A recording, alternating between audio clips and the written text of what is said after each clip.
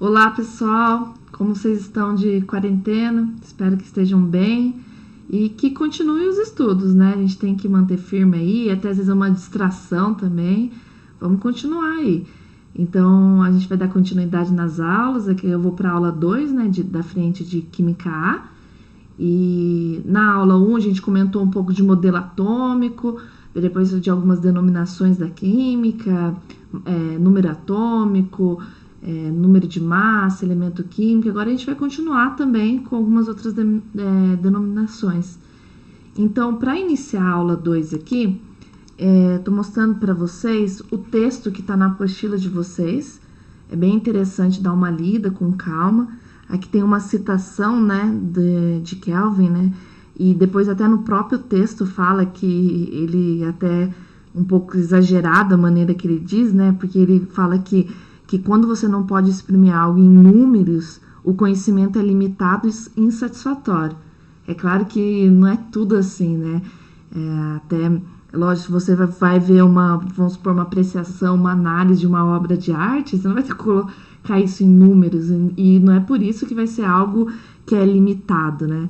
Mas, assim, é interessante, ele até depois explica, no próprio texto, fala sobre isso, e ele comenta aqui sobre o ato de medir. Então, assim, o que ele coloca como ato de medir? O ato de medir uma grandeza consiste sempre numa comparação da sua quantidade com uma outra usada como referência. Então, quando a gente fala assim quando falar 1 quilo de carne, o que você está comparando com um padrão que tem, né? Então, tudo existe um padrão, e daí quando você faz o ato de medir, você fazer uma comparação com esse padrão. E aqui fala sobre isso, e ele coloca também a charge aqui, né? Mostrando, nessa charge, ele mostra a importância da adequação da grandeza, né, da ordem de grandeza com que você vai medir. Então, aqui tá numa obra, ele fala, esse trecho da rodovia terá 25.604.000 milímetros. É claro que você não usaria dessa maneira, né? Daí vê que, como poderia falar, 25.640 metros ou 25,64 quilômetros, é bem mais adequado e dá para entender melhor. Outro aqui, que seria mais o nosso dia a dia, uma outra charge, que uma senhora chega e pede 0,0005 toneladas de carne moída. Então, você vê assim, né? É engraçado, porque o que seria? Se ela falasse que eu quero 0,5 quilos de carne moída, dá para entender. Mas como colocou em toneladas, é incoerente, né? Então ele coloca de uma maneira assim em charge, mas para a gente ter essa atenção a ordem de grandeza com que você com a medida em si, né? Com que você quer exprimir. Então aqui é o texto, por favor, leem, né? É bem interessante mesmo. Então vamos pro conceito, porque esse texto ele já faz uma introdução no que vai ser a aula de hoje. A aula é uma aula bem curtinha que fala sobre massa atômica. Então, quando a gente fala de massa, a gente está falando de massa no mundo macro, é mais fácil, a gente consegue enxergar, consegue visualizar essa comparação. E quando a gente está falando em massa de um átomo, como fazer essa medição ou como visualizar isso? Daí é algo que fica mais difícil de visualizar. E na própria apostila de vocês, eles colocam como se fosse, né, de uma maneira ilustrativa aí, uma balança. E daí, qual foi o padrão utilizado para a massa atômica? Para a massa atômica foi utilizado uma fatia, que seria de 1/12 do isótopo C12, né, de carbono. Então, isso foi considerado como uma unidade atômica. Então, se eu colocasse na balança um átomo de C12, né, que tem 12 unidades de massa atômica, para eu equilibrar essa balança, eu precisaria de 12 partinhas aqui, 12 fatias, que ele colocou as 12 fatias, ela ficaria equilibrada. Então, isso que ele está demonstrando é sempre uma comparação. Se eu comento assim, na própria tabela periódica, a gente vê as massas atômicas, né? Eu vou mostrar para vocês, mas vamos supor, aqui na tabela periódica, aqui, ó, a gente tem uma tabela periódica. Se eu colocar um zoom nessa parte da tabela periódica, aqui, ó, tem o carbono, nitrogênio e oxigênio. Ó, aqui embaixo é a massa atômica, tá vendo? A massa atômica do carbono, a massa atômica do nitrogênio, do oxigênio.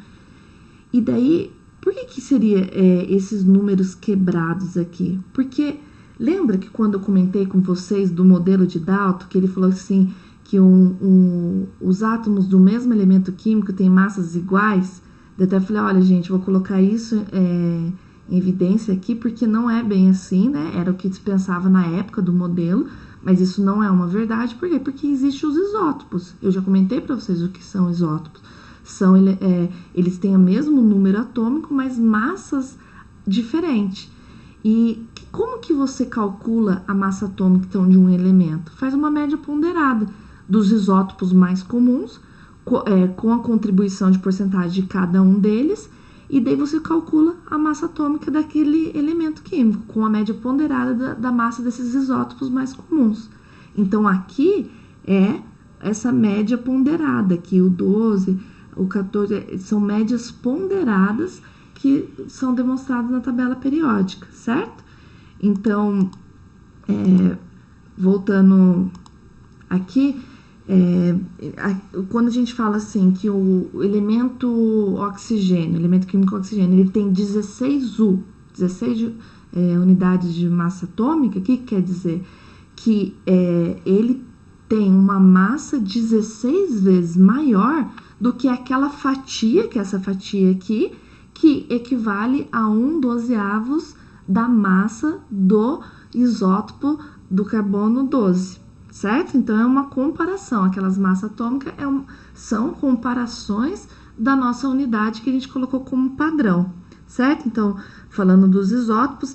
E daí, uma dica que é dada aqui é assim, a massa atômica, ele fala aqui, ó, a massa atômica de um isótopo do elemento químico é considerada como o seu número de massa em unidades de massa atômica.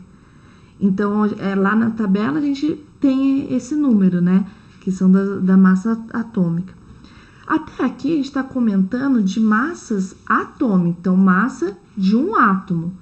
E quando a gente comenta de massa molecular, a massa de uma molécula, a massa de uma molécula, ela vai ser a soma das massas atômicas de cada elemento que está ali na molécula.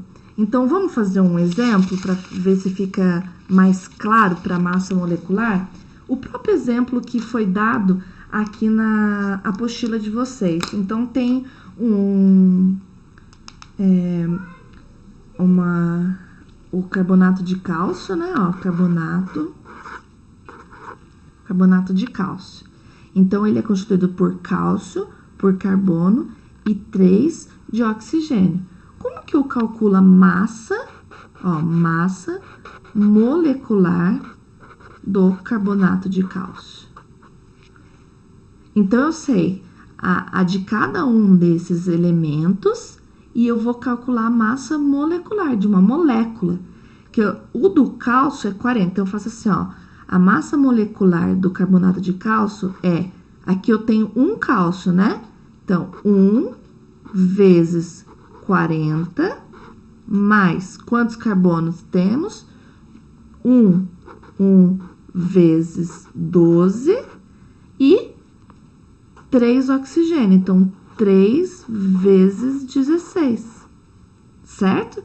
E aqui, então, a massa molecular do carbonato de cálcio seria 40 mais 12 mais 48.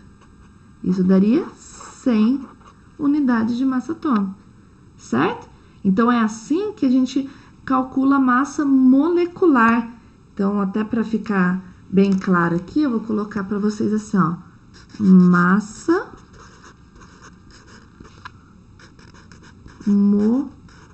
molecular. A massa de uma molécula. Então, a gente utiliza a massa atômica dos elementos químicos e calcula a massa molecular. Então, esse é um conceito.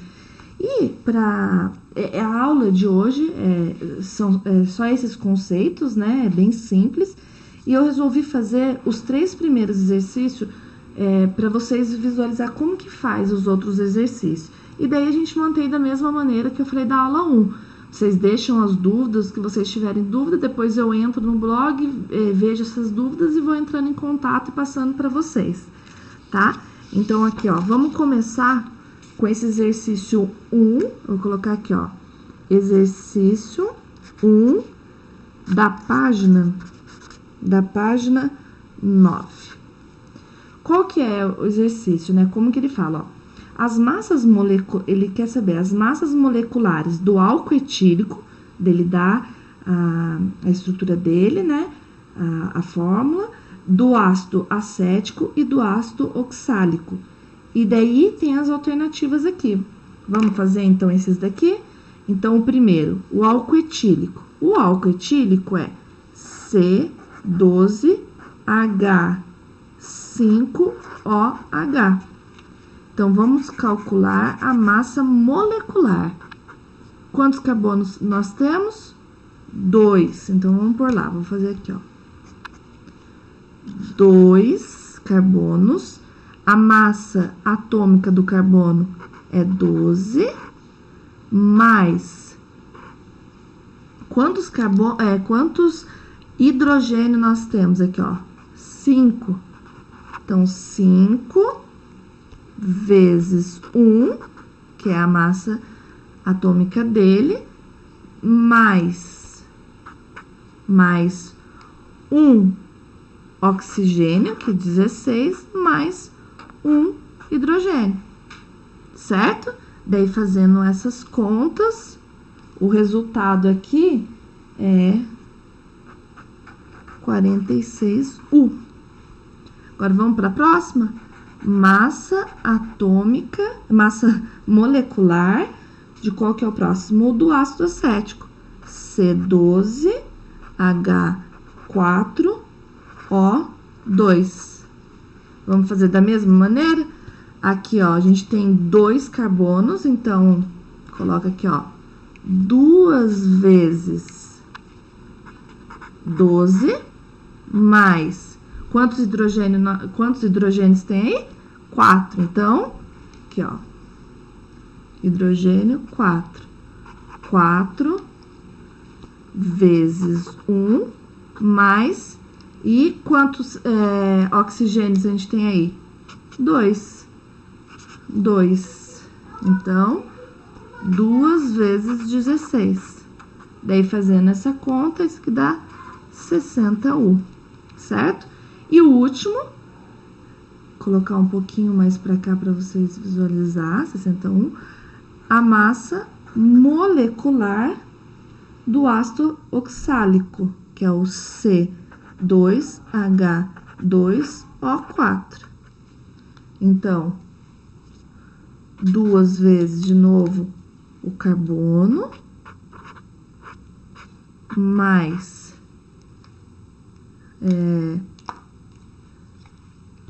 Aqui, ó. Então, 2 de carbono, 2 de hidrogênio, 2 de hidrogênio, mais 4 vezes o 16. Resultando 90U, certo? Então, a alternativa correta nesse caso seria 46, 60 e 90, respectivamente, que a resposta seria E. Então, do exercício 1, a resposta é E. Vamos continuar? Vamos para o exercício 2. Aqui, ó, exercício 2 da página 9. Vamos ver qual que é o exercício 2? Esse daqui a gente vai falar de média ponderada, né? Dos isótopos. Ó. Na natureza, de cada 5 átomos de boro, um tem massa atômica igual a 10, unidade de massa atômica, né? 10U, e 4 tem massa atômica igual a 11. Com base nesses dados, a massa atômica do boro expressa em U, unidade de massa atômica, é igual a Então, vamos pensar nesse caso? Então, assim, o que ele fala? De cada 5 átomos de boro, cada 5 átomos de boro, eu sei daqui que cada 5, olha, átomo tem massa igual a 10U e 4 átomos tem massa igual a 11. Como que a gente faz para saber a massa atômica do boro? A massa atômica do boro, então, seria... A gente tem que colocar, se a gente somar aqui, ó, são no total 5 átomos. Então, quantos átomos eu tenho com a massa 10? 1. Então, 1 sobre 5. Aqui eu tô pondo a porcentagem dele, né? A proporção dele, por isso que eu falo média ponderada. Vezes 10 mais... Quanto que eu tenho? 4 sobre 5. Esse 5 aqui é o total de átomos. Vezes 11, certo? E daí, o resultado seria, fazendo essas contas, daria 10,8U. 10,8U, a resposta nesse caso seria C. Ok? Então, vamos fazer um último exercício, que seria o exercício 3. Então, ó, exercício 3, é da mesma página, tá? Vou colocar aqui página 9. A porcentagem ponderal de enxofre existente no dióxido de enxofre é igual. Então, dióxido de enxofre aqui, ó, SO2. Eu tenho 1 enxofre e 2 oxigênio. Ele quer saber a porcentagem ponderal. Então, vamos saber assim, vamos saber qual que é a massa molecular total e vamos ver quantos que eu tenho do enxofre. Então, a massa molecular do SO2, a massa atômica do enxofre é 32, e do oxigênio, que daí eu vou colocar 2 vezes 16, que vai dar 32 também. 32 mais 32, 64U. Daí, qual que seria, quando ele fala a porcentagem aí, ó? A porcentagem de enxofre. A porcentagem de enxofre seria a massa dele, 32, dividido sobre a massa total. Isso daqui daria meio vezes 100, 50%. Então, nesse caso, a resposta é E. Certo? Então, aí eu resolvi esses 3 primeiros exercícios, só para vocês visualizar, né, como iniciar. Daí, tem mais exercícios, tem de 1 até 10, dá para vocês fazer esses exercícios sozinhos, e daí ver as dúvidas que vão gerar, né? E nessas dúvidas vocês vão me passando, a gente vai conversando, se achar necessário eu retomo o tema, faço de novo, faço alguns outros exercícios com vocês, mas o importante é tentar. Eu só quis fazer esses 3 para vocês verem que não é difícil, não é complicado, simplesmente tem que ir tentando e daí ver o que tem dúvida e entra em contato comigo, tá certo? Então, obrigado por mais essa aula aí, e vamos continuar nos estudos, vamos continuar firme para ter bons resultados no final do ano, né? Não desanima não, vamos junto aí. Obrigada, gente. Tchau, tchau.